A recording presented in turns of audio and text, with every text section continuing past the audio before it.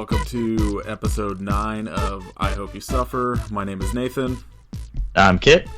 And this week we watched the 1978 quote-unquote classic Attack of the Killer Tomatoes. Classic is not a word that came into my mind while watching it. Well, before I other than the theme it, song. I'll give it the theme song. A theme song is amazing.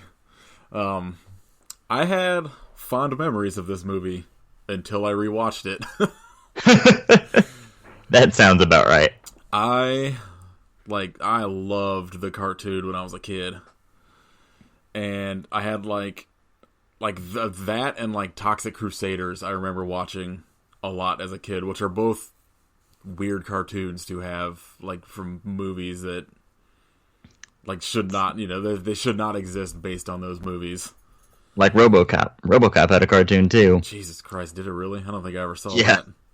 Oh yeah, he had a lunchbox. There was a RoboCop cartoon lunchbox, which is fucked up. This movie apparently had video games as well that I am going to YouTube to see if I could see how racist they are.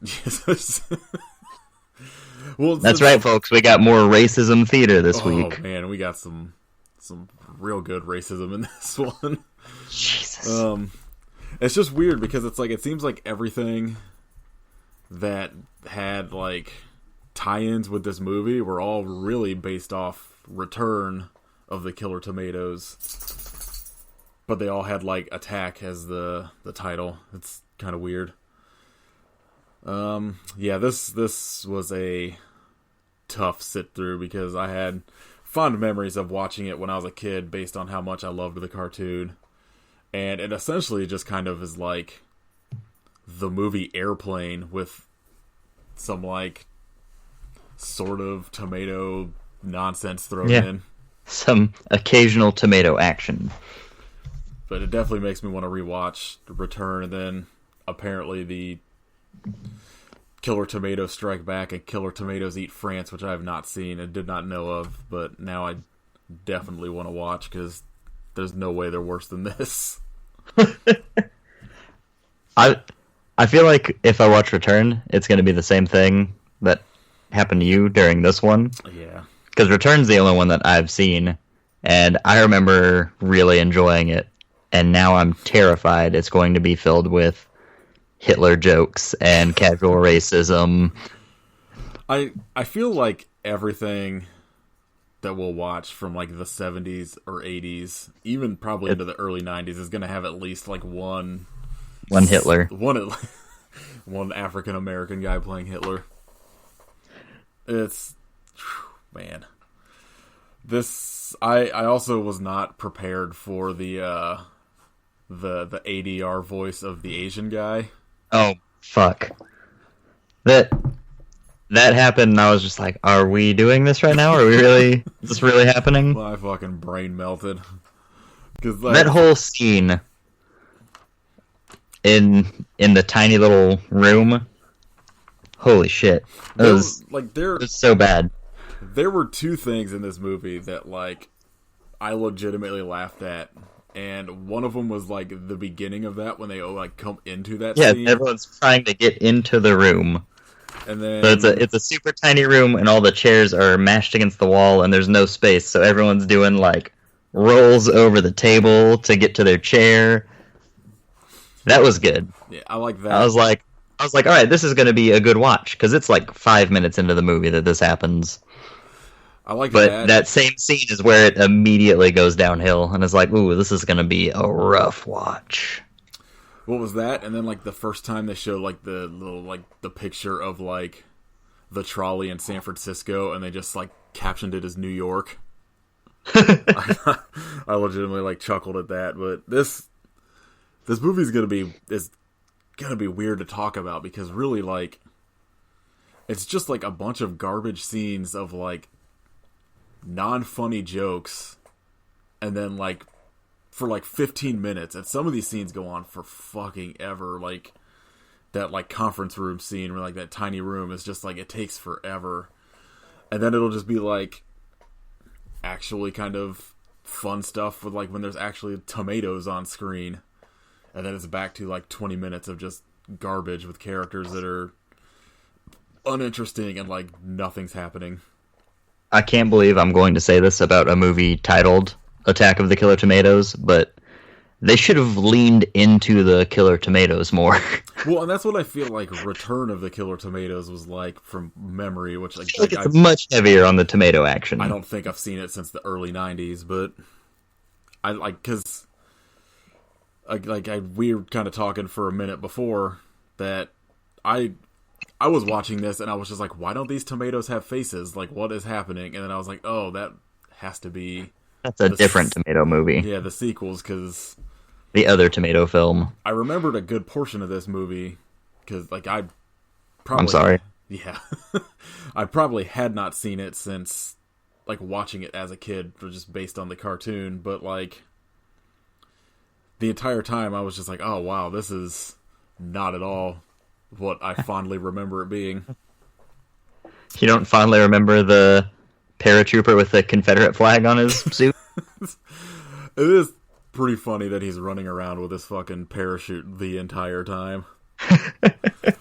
I'll give it that.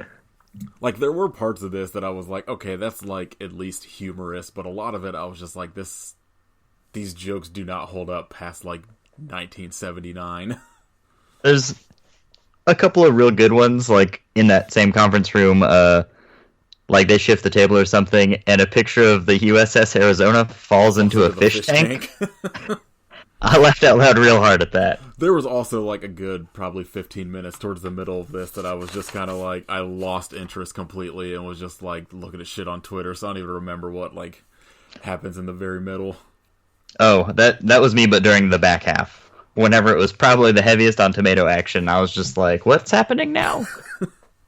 Oh, those tomatoes got very large. I missed that.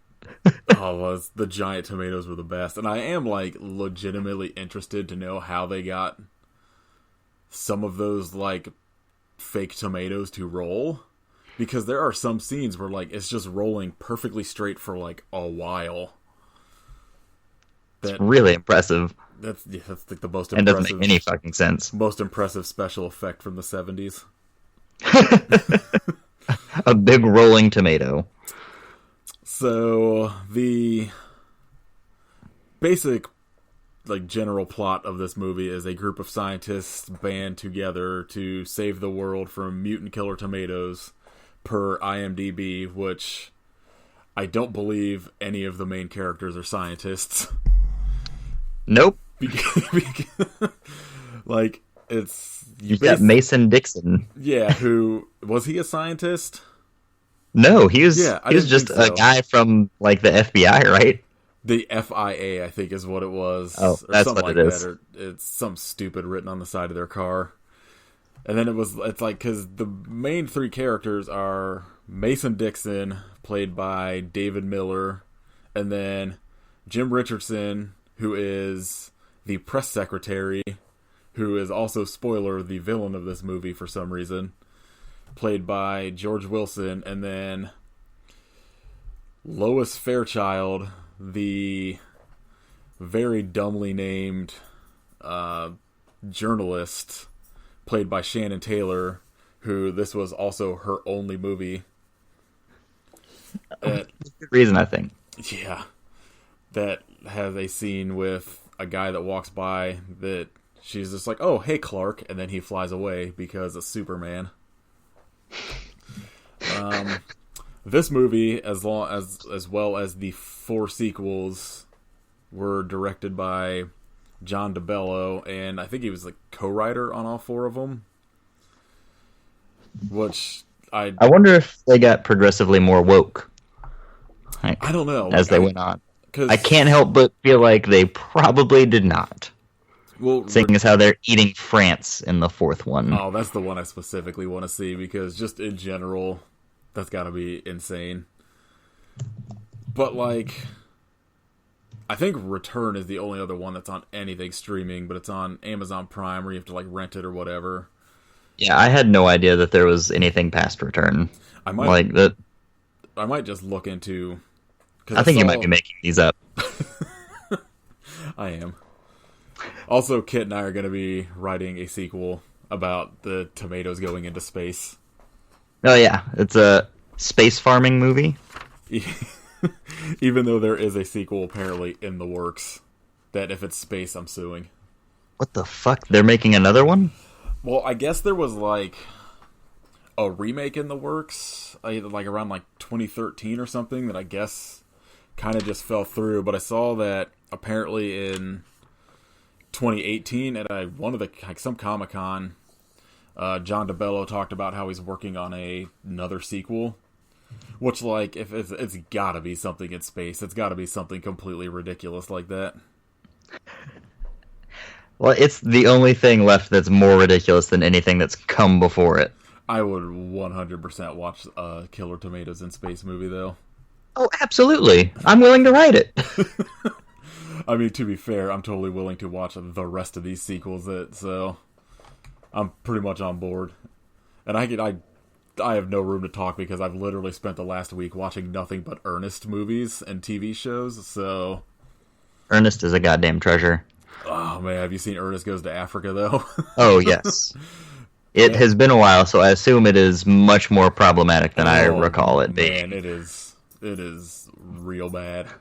The only scene I specifically remember that is not problematic is he makes pancakes and makes some... with some kind of cement mix or something? That's Ernest Joins the Army. Oh, that's Joins the Army, yeah. Which is not Goes to Africa. That is the last one he made. Africa was the one right before it. Both are very racist. The Ernest Goes to Africa is questionable. There is a lot of brownface in Ernest Goes to Africa, and at some point... Like, Jim Varney is wearing a towel on his head and a towel as a dress, completely, like, painted brown, and doing a very, very terrible Indian accent. Wow, yeah. The first thing that pops up whenever you Google Ernest Goes to Africa is him clearly in, like, brown face wearing a towel as a turban. It is crazy. I happened to see... Like, some Ernest movie popped up under, like, a Customers Also Watched on Amazon Prime. And I was like, oh, what else is on here? And I saw that, like, everything, but I think... Ernest owns a plantation. That's definitely what was coming next.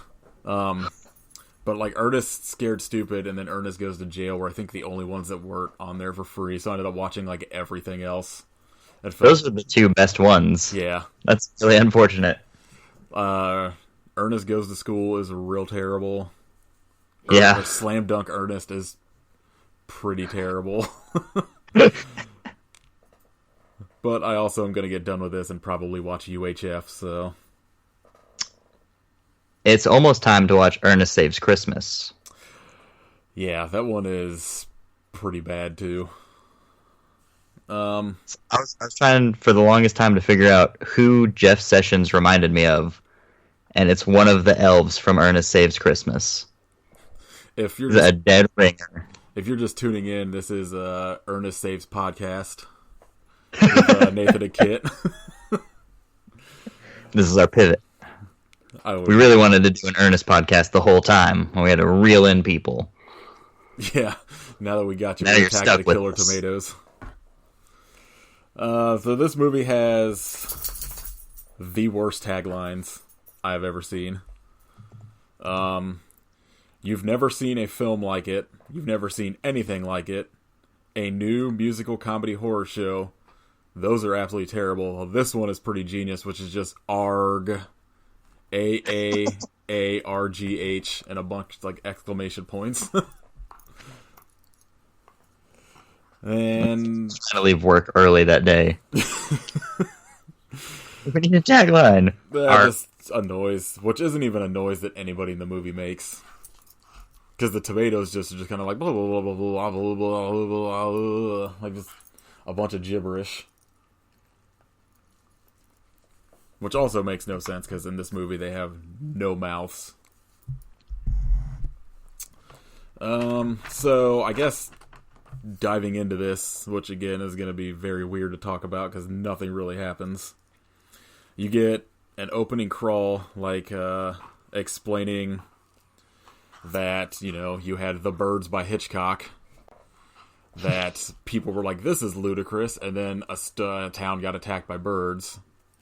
So, basically setting up that obviously this is something that's going to happen sometime in real life. We can only hope. Would be amazing. I wouldn't even be mad. No way. I would Go ahead, bring it on. sacrifice myself to our new tomato overlords. And you basically just get a very quick, like, 45-second scene of a housewife getting attacked by a tomato, and then you go into the opening credits and the best theme song imaginable. It was stuck in my head all night after watching it. It rules. Easily the best part of the movie, and it happens, a minute in. Attack of the killer tomato. You also get it, I think, during the closing credits, so the best two parts of this movie are the credits. Bookending it. It's a wise decision.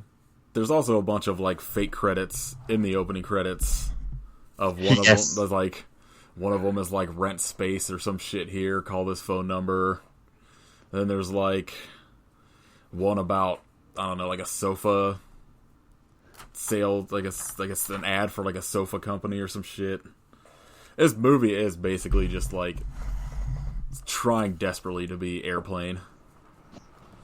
Yeah. It sucks shit. I don't have anything clever to say. It sucks shit. I did like... After the opening credits, you get just kind of a couple scenes of, people reacting to tomatoes attacking people or whatever. And you get that old couple that are just sitting on the couch that are just like, oh, what's that tomato doing? It's attacking Timmy. It's a big-ass tomato. Well, it's got little Timmy. Timmy's gone, and I'm just like, wow, they just nonchalantly watch their kid get eaten by a tomato. Don't give a fuck. They've been trying to get rid of that kid forever. And, like, pretty much the most impressive scene of the entire movie that apparently was a complete accident that they just happened to get on film was this helicopter crash. That was an accident? So, they were going to land, and the back blades, like, hit the ground, and all of that was not supposed to happen. Oh, fuck. And, like, I guess shot, like, shrapnel at, like, everybody. And I guess they just happened to be filming and caught it, so they used it. But it also cost them $60,000 of their $90,000 budget for the movie. I was gonna say, that happened, and I was like, holy shit, they crashed a helicopter in this movie? Like, it must have cost more than I realized. It kind of rules to know that that's a total accident. Yeah, it's awesome. That was my favorite part of the movie, which again is like 5 minutes into it, then it's all downhill. You're introduced to a bunch of characters that have no bearing on this movie, just talking about the tomatoes becoming sentient or whatever, and a bunch of people firing full-blown shotguns at, like, fist-sized tomatoes, which seems like overkill. And you they're killer tomatoes. Yeah, to be fair, but there's some very weird, like, you get that, like, there's people shooting just, like, full-on shotguns at these tiny tomatoes, and then you get, like, a weird shot of the press secretary trying to kill Mason Dixon from, like, what looks like a sniper rifle shot, but is using just, like, a little, like, 9mm shotgun or some shit, or a handgun. This scene, though, after the helicopter crash, one of the cops delivers the line, I'm not talking about that, you wiener. It's pretty awesome. Anytime you can call someone a wiener, I'm super here for it. That cop has, like, another line somewhere else I wrote down that, I don't remember what they're talking about, but, he just says, would you can it, you pud puller? So, there's a bunch of scenes at what I guess is supposed to be the FIA headquarters. that has this tiny conference room scene, which is pretty funny until you get to this Asian guy talking that is voiced over, like has a ADR voiceover of like the most deep voiced like American accent you can get, and you get like some line where he says something about like fags, but I can't remember what they said he was supposed to be saying. Yeah, I don't know. He just said it, and I was like, "What the fuck?" And then the follow-up was like, "Oh, he means whatever." Yeah, it's like he's not remotely funny. You get like a like, a Jesus line Christ. with like a little jap in the air, and then he's like, "Oh, I think he meant like nip." And all of this happens within 30 seconds, and it's just like, Jesus Christ, what? Yeah. What is this? It's pretty terrible. But it's also like the I Hope You Suffer way that apparently every movie we watch has to have some sort of casual racism. Very overt racism. Yeah. And after that, and a bunch of bullshit where like you get introduced to Mason Dixon's crew of the Oh my god. the African American guy who is a disguise expert who is dressed up as Adolf Hitler. Well, And- whenever they introduce him as the Master of Disguise, he has on those fucking Groucho Marx glasses, but with a white nose. oh yeah. And I literally facepalmed. I just like, oh fuck. This movie's gonna be so long. Once I got to like seeing him dressed up as Hitler, that's all I could remember. Oh my, there's one other disguise he has that we'll get to later. Yeah, that that was is top notch, but I wished the entire movie was just whatever was happening with him in that, which we'll get to later. Like, it would have been a much better movie if it was just focused on that dude. absolutely. Minus the Hitler part. I don't remember what the lady's like skill was. All I remember her is dying after she's like eats a bowl of cereal in the woods or some fucking crazy shit. Yeah, again, I was too distracted by the Master of Disguise guy. Yeah. Like, everything after that. There was the scuba guy. Yeah, their water Right? expert who just like jumps into a water fountain is the last time you see him. He's always in a scuba suit, is the joke. And then like you get introduced to later the Confederate flag patch paratrooper dude who is just kind of around for the rest of the movie, running around with his parachute attached to him. That he drops in and lands on the car, right? Yeah. And it is with Mason Dixon and the Master of Disguise while he's dressed as Hitler. And for whatever reason, he starts talking to him, like thinking that he's Hitler. Yeah, And he asks if he speaks German. And he just says, what? It's just some ridiculous, like... he says Autobahn at one point, I yeah. believe, and then one of them was like, maybe he just says Guten Tag. I don't think it was even that. I think it was just something else dumb. Like a dumb German food or Did something. he say Wiener Schnitzel? Yes, that's what it was. Yeah. Autobahn was his first response, and then the guy asked him something else in German, and he just says Wiener Schnitzel. So And, bad. I felt like I had hit my head. Like, I was like, am I concussed right now? What? How have I found myself in this hell? It's like, as we're talking about it, I'm realizing that like watching this as a kid, it probably, minus not understanding like any of these terrible references, is like it makes more sense of enjoying this more as a kid because it's just like dumb and goofy. But like I'm amazed I was able to see this as a kid because it made like none of these references like makes any sense. Absolutely As, like, not. 10-year-old. And then you get after you get introduced to all of these characters that basically you see maybe 2 more times and they all die.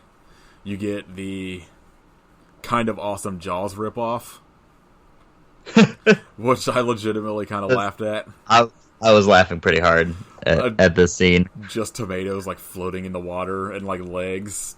Just like, making weird sounds. Like, oh, it's awesome. floating up, and then people screaming. This is also another movie I would just fully watch that is better than this. Would just be like Jaws, but with tomatoes.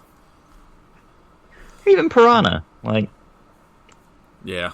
Oh, that'd be almost better. It was just like Piranha, but with tomatoes. I feel like after this is when you kind of get your introduction to Press Secretary Jim Richardson, who is talking to the president, who is just signing papers that just say, like, presidential signature paper or some shit that he's just signing and then throwing away. Which is a very not funny joke. So topical. Yeah. And then you get a scene of him at a press briefing where a little kid gets to ask him a question who is writing from, like, his elementary school paper. That I just was like, oh yeah, because this is a thing that happens. And like for some reason, he's the only one that does like is like, oh, I'm gonna ask this question about tomatoes, and everybody's gonna lose their fucking mind. It's he's so caught off guard whenever the kid does it. Like, I laughed at his reaction. I would 100% love to see just like a press briefing of just like elementary school kids asking like Sarah Sanders complete like nonsense. Watch her fucking just get angry, yell at all of them. So at this point you just get a bunch of like bullshit scenes of tomatoes attacking people, including a dirt bike race where a dude gets attacked and says, hey, look at this funky little tomato before he gets attacked. And I think after that is when you get introduced to Lois and her absolutely fucking creepy editor, who just like hits on her pretty much the entire time. And I think somewhere around this point is when I stopped paying a lot of attention, because I was just like, alright, this is unbearable. Those first 30 minutes really flew by, and I was like, alright, this isn't going to be an excruciatingly slow watch like everything else that we have seen. And then everything just dies, and it just drags on. Like, nothing happens. It's even like, scenes where tomatoes are murdering people, I was only like, alright. Like, the only time that, like, I even remotely was like, oh, this is interesting, is when sometime, I think, a little bit after you meet Lois, you get the Master of Disguise gets told to go infiltrate, like, the tomatoes and is dressed up as a giant tomato. Which is perfect. This is awesome. This is the only perfect scene in the movie. If they should have just followed that for a while, like, I would have watched at least 20 minutes of him just trying to, like, infiltrate into these tomatoes. He's sitting there in the camp, just in a really shitty tomato costume, like, not even remotely hidden. And they're all eating around a campfire. And he just goes, hey, can someone pass the ketchup? Oh, shit. And then slaps his head with a hot dog bun. That's a perfect joke. I'll give that to Road Attack of the Killer Tomatoes. I just got real depressed at how much we're having to say the words tomatoes. I've never said tomato more in my life. I like tomatoes. You also get introduced to the song Puberty Love, which plays a key role in this movie. Why wouldn't? One of the insane things about this song is that it was performed by Matt Cameron from Soundgarden and Pearl Jam when he was a teenager, which broke my fucking brain. Like, this is the first I've heard that, and I'm processing it, and I don't understand. I saw it under like the trivia on IMDb, and then I had to go look at like a couple other things to make sure that was true, because no way, you're fucking lying to me. Yeah, well, because it does, like, it says at the beginning during the opening credits, it's like, you know, these songs written by whoever, but in the closing credits it actually says like, They said something like Puberty Love performed by like Fu Cameron. It had like some weird nickname, so I'm guessing that's true, which is amazing. Could you imagine being like going from singing this absolute garbage song in this movie to like in two of the biggest bands that ever existed? I literally cannot. I just kind of wish I could see either of them live and just start yelling that song out at them. Like, play Puberty Love. Encore request. Yeah. Yeah, you're louder. Puberty Love. I feel like there's no way, like, that has to have happened. Like, somebody, or like they had, like... Somebody knew. I could see someone in that audience. Like, Eddie Vedder 100% probably has made a joke about it during an encore. Every rehearsal. That's just how they, like, that's their, sound check. Anytime he was late, they were playing Puberty Love. So he walks in and has to hear it. You also get a absolutely terrible song from like whoever this guy is that is like a salesman. Like, yeah, the salesman dude. That's where I started to tune out. I was like, why are we having musical numbers now? What the fuck is happening? It also like has like no bearing whatsoever in anything that happens in this movie. The song was just about him being a salesman, right? Yeah, like, it's from what I remember at least. Because then my next note was just this movie is rough. It wasn't even catchy. Like, Nudist Colony of the Dead had way catchier songs. It's also interesting that like all of the songs in this movie are blatantly performed by somebody that isn't the actors. Because they're all like, the voices do not match whatsoever. Because you get that song at the very end that is blatantly not either of that, like Mason or Lois. I'm going to go out on a limb and say the guy that plays Mason can't sing. He can't act either, so. God, I don't even know what happens after this. This is about, like, I definitely was tuned out here because it was like... some tomato shit, yeah. Probably. I was also tuned out. All like my couple notes in a row were Lewis and Clark, Puberty Love, Hitler joke, New York San Francisco joke is awesome, song about selling stuff, this movie is rough, giant tomato disguise rules. Everything that happened between song and tomato disguise.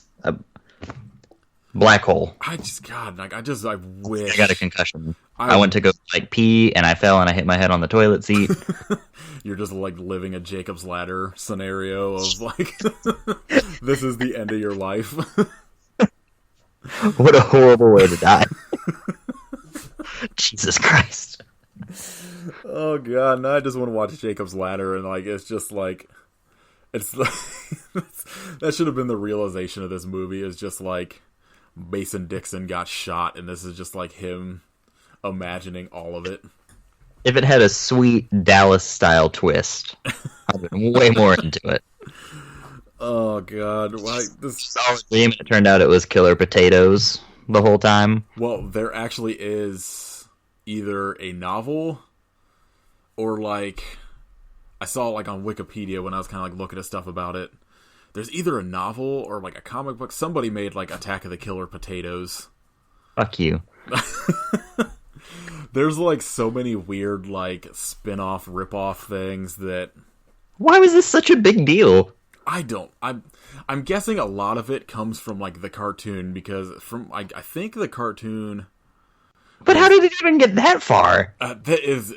It still blows my mind that like this had a cartoon for kids and like the Toxic Avenger had one, because like they're both extremely like not like popular. I mean, I guess Toxic Avenger was kind of popular, but like not like getting a kid's cartoon popular. Yeah, not like mainstream popular. This movie was not even like a success in the theaters. Like I think like it was like, you know, 90,000 or whatever budget. I think I've read that it made like 50,000 back. I could be wrong. Maybe it made 500,000. On Wikipedia, it says the budget was 100,000, And it says box office it made 567,000, but Oh, there's so no citation for that. So who fucking knows? I mean, like, I don't know, like the 70s and 80s were also like definitely like a big time for just Tomato kind of, movie. yeah, it's just the tomato boom. Yeah. Um, Tomato boom of 1978. I mean, a lot of these you see like a lot of documentaries about horror movies and how like everything played in a theater. Everybody would just go to like midnight screenings of just like whatever garbage came out. So I mean, like I could see this being sort of popular, but never in a million years would have been like, oh yeah, kids cartoon. I kind of wish I was watching the cartoon more than this though, because I feel like the cartoon probably holds up much better. I feel like you're probably right. Because I mean, like I've watched Toxic Crusaders pretty recently, and it's real goofy, but it's a pretty fun watch. Which I mean, Toxic Avenger was still awesome. So, God, I don't even fucking like my last note that even makes sense is I'm more interested in the storyline with this dude in a tomato disguise. Real talk. He's the MVP of the movie, even though he dressed as Hitler. Jesus, I keep forgetting about that. I would have watched the entire movie of just this guy dressed up as a tomato, because it's basically he just looks like he's wearing like a trash bag that's painted like red and has like a weird little green hat on. He is awesome. I think at this point is when you get the guy that is revealed to be the press secretary, like trying to kill Mason Dixon for some reason. And yeah, I don't know. He starts going over his evil plot.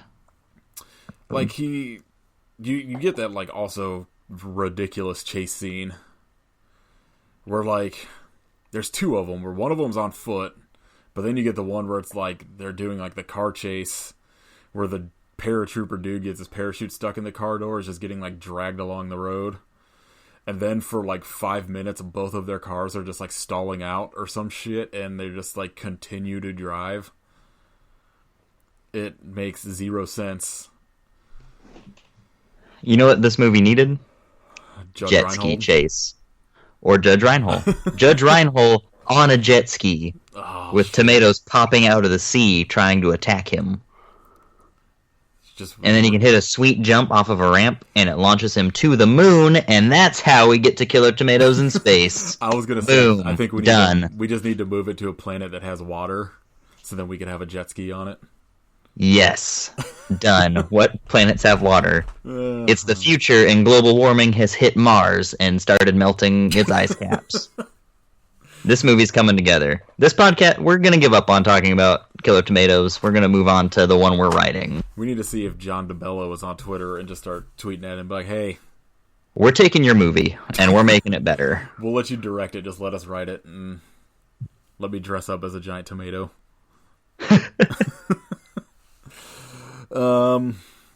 We've got stipulations. So, one of my notes is, why is everyone just tasting red liquid they see on the ground? Like, if I know what a liquid is, I don't want to taste it off the ground. It happens in the beginning, too.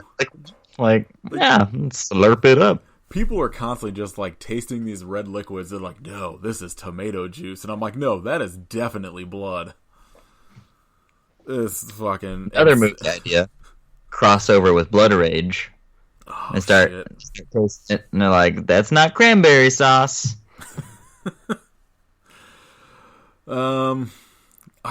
It's this movie was terrible. You basically just get like fucking 45 minutes in the middle of this movie that is just scenes of just garbage jokes, and just like, don't watch it. Like, I feel very strongly about not watching this one. Yeah, I agree.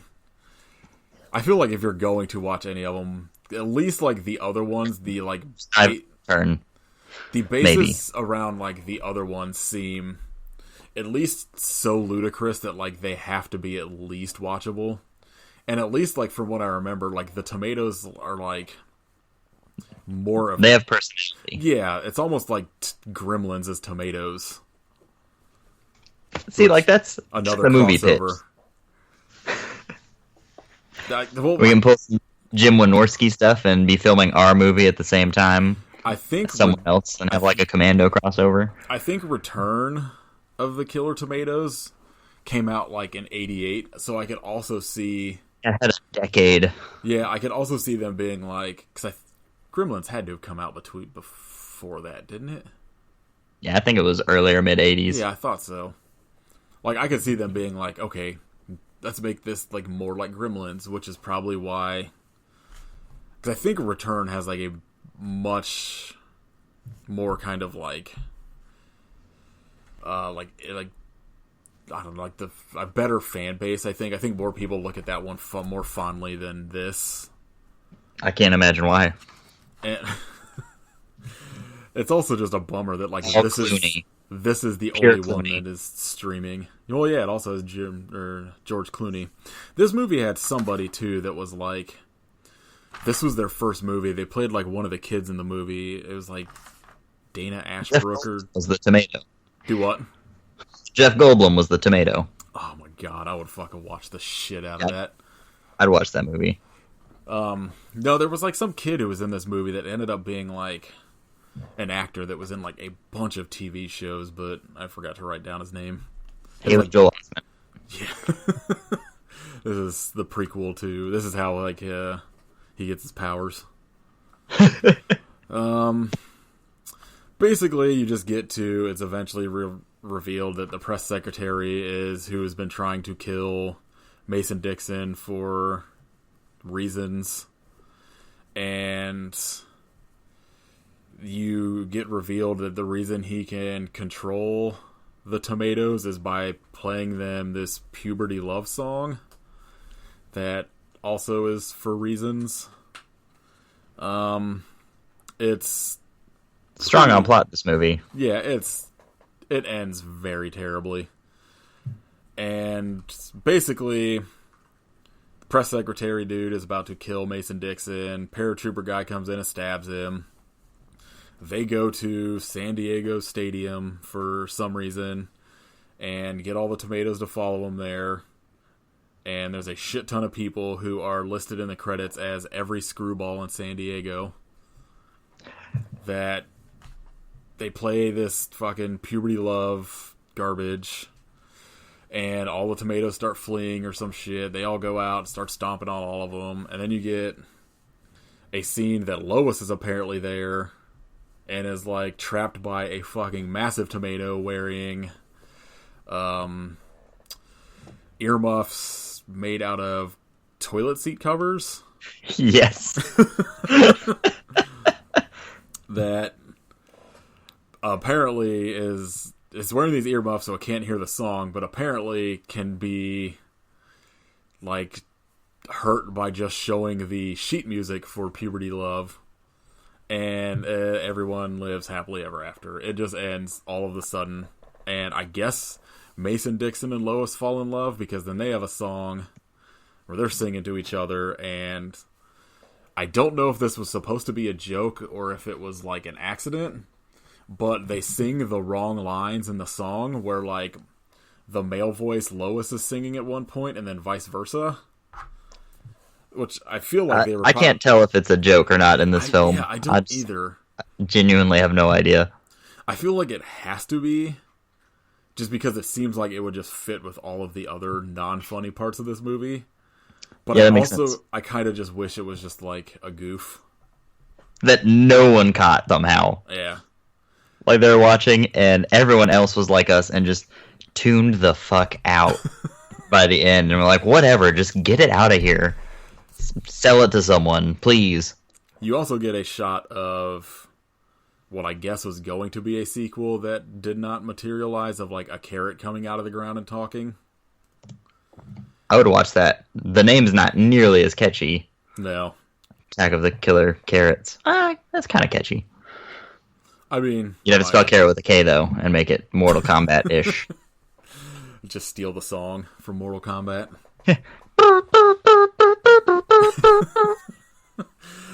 Carry combat. I mentioned in the last episode I've been like binge listening to How Did This Get Made, and they do Mortal Kombat, and at the end of it they play like the 10-minute version of that song. There's a 10-minute version? It's like to be fair, it may have just felt like it was 10 minutes. Okay, they play the entire thing, and it just is fucking so long, but it's kind of awesome because that song is awesome. Oh, that's going on my gym playlist as soon as we're done recording this. Oh, yeah, I feel like you could probably find one of those like mixes on YouTube that's just like 10 hours of this. 10 hours? Yeah. I'm going to be that asshole that brings his boombox to the gym, and I'm just going to make everyone listen to Mortal Kombat with me the whole hour and a half I'm there. If you did that for like a month, I bet you would look like The Rock. There's no doubt in my mind. You would get so ripped. So, I don't know. That's the end of this fucking terrible movie. I had such high hopes. Like, I remembered it so well that I was just like, oh, this movie's gonna be great. And then you had texted me, and I was like, fuck. Yeah, I texted him last night while I was watching it and was like, have you watched this yet? He's like, no, not yet. And I texted him back and said, it's rough. Yeah. I don't remember it being like a comedy for some reason. I mean, like, it's a comedy in as much as it's like the dumbest fucking like premise you could come up with, but like I don't remember it being such a like just screwball like, comedy. Yeah, like Airplane style comedy. Where like a lot of the jokes are just like real like left field and really have nothing to do with anything. It's Family Guy. Oh God. I wonder if Family Guy was directly inspired by Attack of the Killer Tomatoes. But tweet at Seth MacFarlane and ask him. Like, can you just remake Attack of the Killer Tomatoes, but just like, I don't know, put Peter Griffin in the tomato costume? Oh, fuck. I wouldn't even watch that. I fucking hate Family Guy, so... I would never, ever want to watch that. I don't know why you even said that. That's violence. I just want them to do it and then get a bunch of people to, like, buy this movie based on it, and then we can get, like... Then we can get our movie going. Think of long term somehow. There it is. Yeah, don't watch this movie. I only had, like, 2... news things that I wrote down, which the first one was, I'm assuming you may have saw this, that like somebody was like live tweeting they found, or we talked about it a couple weeks ago about like the lost George Romero movie. Oh yeah. And I guess it's called the amusement park, and it has to do with I guess like ageism or something, but I guess somebody got to watch it and was kind of like live tweeting about it. And how it's apparently supposed to be very good and like kind of real dark. And I guess like a bunch of details, like he kind of revealed a bunch of details about it. And I guess there's a GoFundMe or Kickstarter or something like that going on about trying to get it like restored so everybody can see it. Hell yeah. And I don't know. And the way they made it sound like it's supposed to be pretty good. But it's also during a period where like George Romero's season of The Witch and like Monkey Shines and stuff like that are not good. It also, I guess, was supposed to be like a TV movie because it's only about 60 minutes long. Oh, okay. Interesting. Yeah. I was hoping it was going to be Amusement Park of the Dead. I'd watch that. I would not be surprised if that is not already a movie somewhere. It's got to be in production, because right? there's Flight of the Dead, Goal of the Dead, Juan of the Dead, everything of the dead. And I think the only other thing that I wrote down that I'm super stoked for, that I'm hoping I can actually watch live, is they released a trailer for Joe Bob Briggs' Dinners of Death. Yes. That I'm fucking stoked for. But I feel like last year I had to work like at midnight on like Thanksgiving, Black Friday. So oh yeah, I'm not going to get to watch it live because I work in retail and retail is trash to people. So yeah, I work at a grocery store, so that's pretty much just like everything in November and ruled out. Thanksgiving is pretty much impossible for me, but I don't know. Hopefully it'll stay up like they did the other one. with like the last drive-in, because I'm fucking all about watching anything Joe Bob Briggs does. It was really nice to just kind of take those in as like one or two movies at a time, you know? Yeah. As fun as the marathon atmosphere was, and like interacting with everyone on Twitter, it's like I'm a goddamn old person, and like I'd like to work at my own pace. It's also like this one's only 4 movies, so as opposed to like I could do that. Yeah. I'm not that old. I think the Christmas one they're going to be doing too is probably about 4 movies, so it's probably, roughly like 8 hours as opposed to like whatever the last drive-in was, like 26, 25, something like that. Yeah, it's crazy. I always said like the Marvel movies they were doing for a while, like I think after the first Avengers came out, they did like they would do screenings when like Avengers 2 came out, which was like you would go to the theater and it would be every movie leading up to. Yeah. And then, but it's like a day and a half in a theater or some shit, and I don't want to sit in those seats that long. I've done like 10 hours in a theater before, and like that's max. Like I could not do more than that. Yeah, I went to like every year around Halloween in Dayton. There's a thing called Horrorama that has expanded to being like a multi-day thing where they'll do like a couple days of just different like marathons. But the one year I got to go, it was what was it? It was one of the Hammer horror like Dracula movies, and then Night, Dawn, and Day of the Dead. Yeah.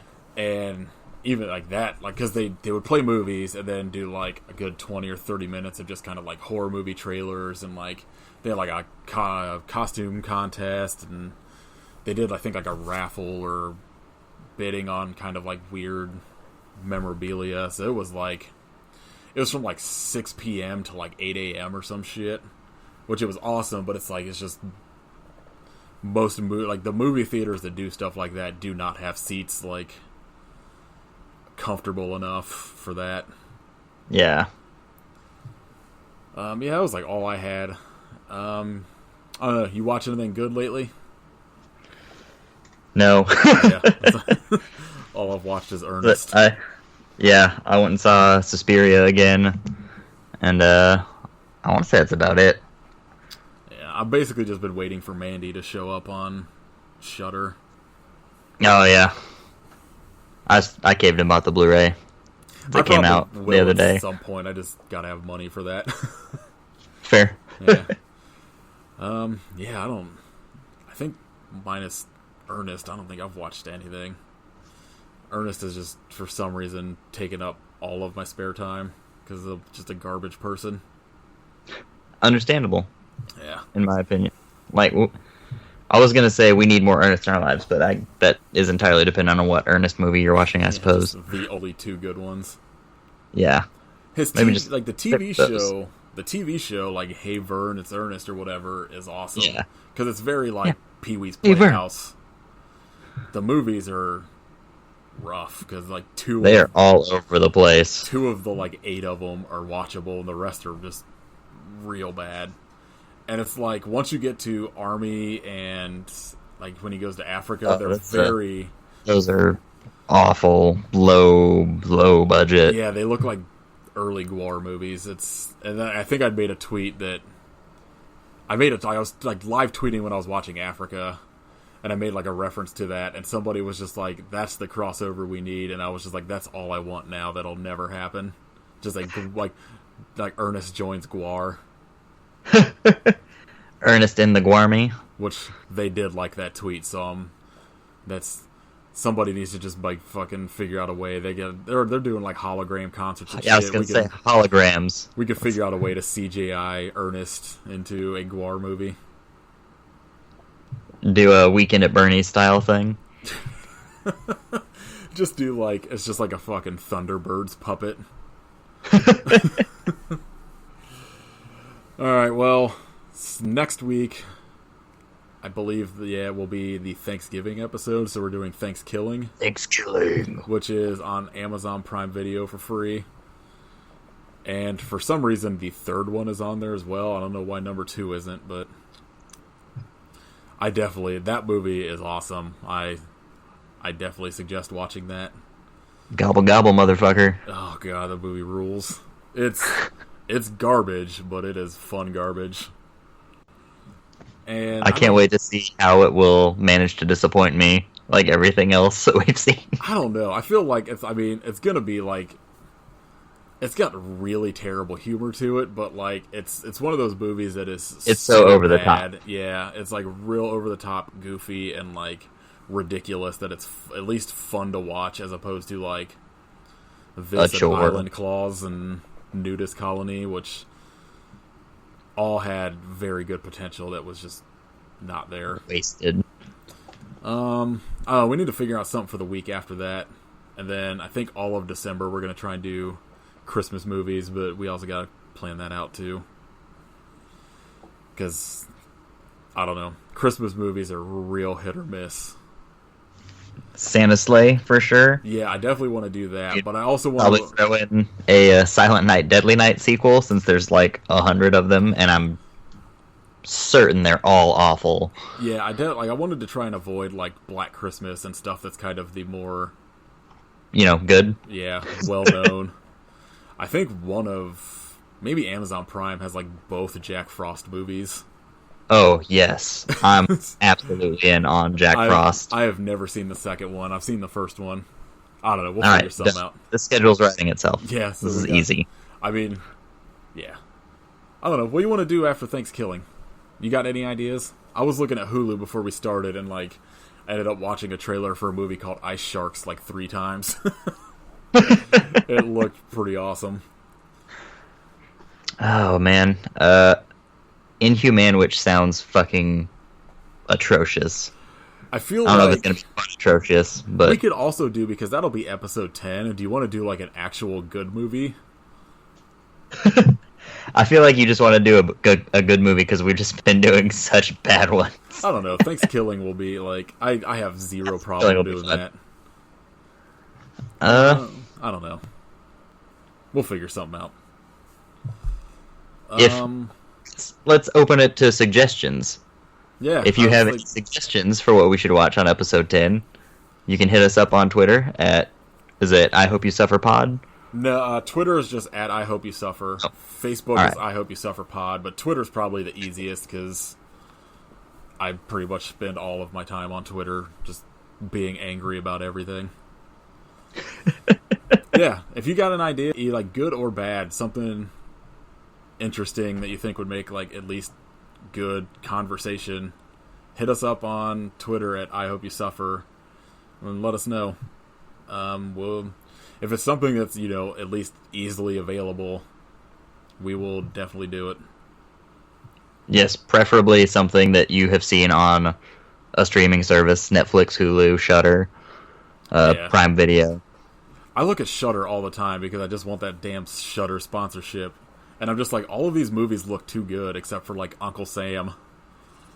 So I'm always like, oh god, this movie's like, even the ones that I'm just like, this kind of looks like it'll probably be garbage. Like, that I watch the trailer and I'm like, oh, this actually looks kind of awesome. Yeah, damn it. So, they've got me. Yeah. Hit us up on Twitter at I Hope You Suffer. Or Facebook if that's what you use, at I Hope You Suffer Pod.